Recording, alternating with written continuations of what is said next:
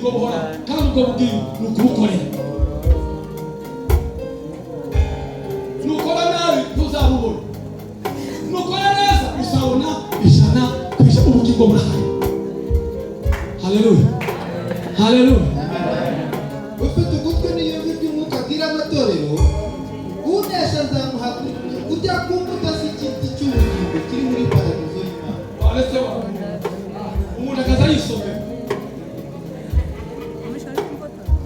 Bwana asifiwe. Tunasanywe n'abafite ugutwi n'iyumvi by'umwuka abwira abandi, ibyo nshaka abwira abantu, iby'umwuka abwira amatorero. Ni wowe torero rya none, ni wowe wabwirwa aya makuru.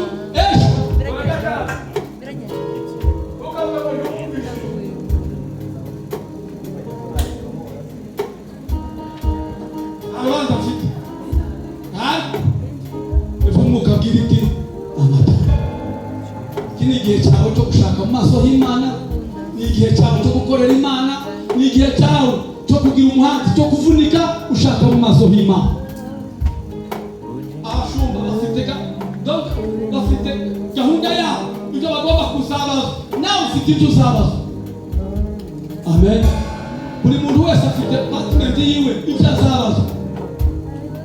Abakristo nababwiye ngo mumenye abashumba. Abashumba namwe musengera abakristo. Iyo niyo tasha uvuze nabi, ni Bibiliya yabivuze. Imana ibarambuye umugisha. Mwabuje dusenge.